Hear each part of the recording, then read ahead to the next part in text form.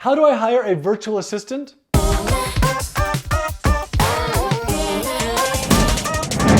So one of the most common questions I get is, hey John, how do I hire a virtual assistant? So here are 5 steps that you can take when you hire your first virtual assistant. And obviously there's more detail in all of these than I can go through here. I'll give you more information on that in a little bit.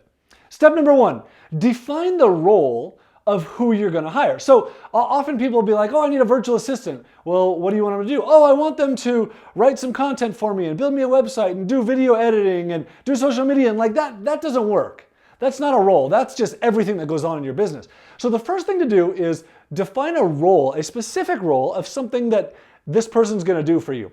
Now, for me, what I recommend people do is find something that you know how to do, that you can teach someone else how to do, and define the role based on that. You're gonna hire someone to do social media marketing for you. And because that's something that you're currently doing and you know how to do it and you know how to teach someone else to do it, and you're gonna have them do it for you and you can help them with it. So that's step number 1, define the role of who you're gonna hire. Step number 2, search profiles in OnlineJobs.ph to find salary and skill information. So once you've defined your role, social media marketer, you're gonna go onto OnlineJobs.ph, which is the biggest database of Filipino workers that you can find. So you go onto OnlineJobs.ph, you're gonna search social media marketer, and you're gonna start looking at the profiles of all the workers who have that skill. And as you do this, you're gonna pay attention to a couple things. Number 1, you're gonna pay attention to, like, what are the skills that I get in this? What are the skill sets of people who know how to do social media marketing? Do they also know SEO? Do some of them know paid marketing? Do they have the ability to write content? So you're gonna look and see, like, oh man, I can find someone who can also do some graphic design and who can do social media marketing for me. Great. Like, then you're gonna get an idea of, like, okay, these are the skills around this. The second thing you're looking for is salary. You're gonna find salary data from like $400 a month for full-time work to like $2,000 a month for full-time work. So what should you pay? Well, it should probably be somewhere in that range. And you're gonna get an idea as you do this, like, oh, for this set of skills and for this level of expertise, I'm gonna pay this much. For this set of skills and for this level of expertise, I'm gonna pay this much. So as you browse these profiles, and you're gonna look at like 20 profiles, this will take you like 10 minutes. You're gonna search social media marketer, you're gonna start looking at them. How much do they wanna make? What skills do they have? Go back to the search results, look at another one, look at another one, look at another one, and figure out an approximation of salary and skills that you can look for. Step number 3, so you know the role that you're gonna hire for, and you have an approximation of the skills that you can find and the salary you're gonna pay.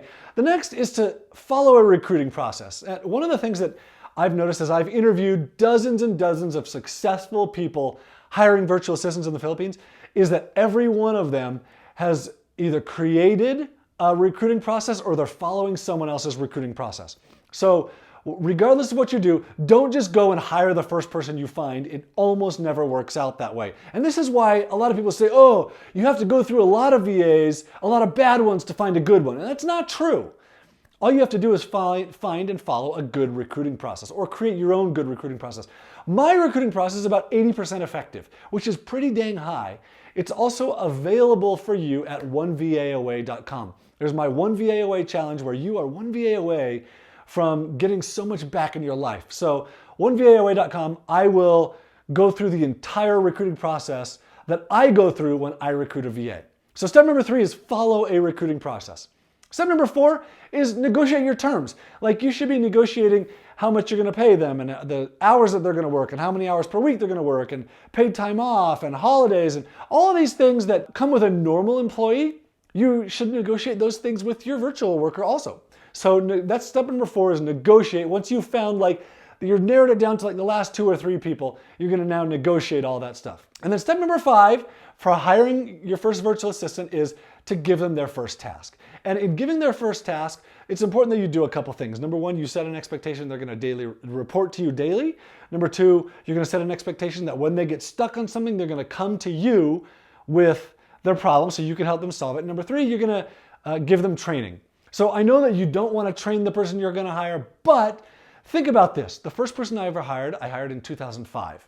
So it's been a lot of years. that person still works for me today.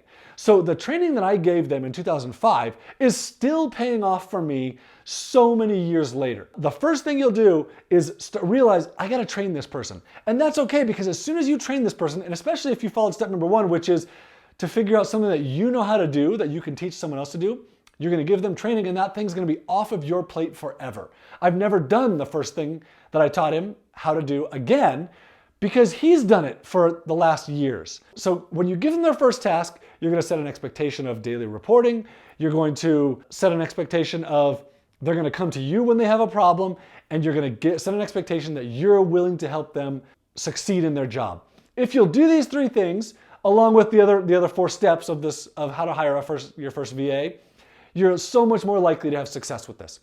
My name is John Jonas, and I created OnlineJobs.ph. I also recently wrote a book about how I've done this over the years. I started doing this, I hired my first person in 2005, and I've had a lot of experience since then. I have 26 full-time people in the Philippines that work for me now, and my book, titled The Outsourcing Lever, is all about how I leverage other people's time, specifically people in the Philippines, so that I can build my business and work less at the same time. I've worked about 17 hours a week since 2008.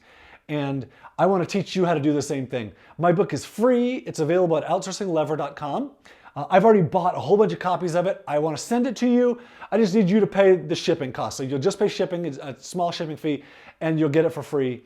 Go get it. And then hire your first virtual assistant. It is so good, your life will never be the same.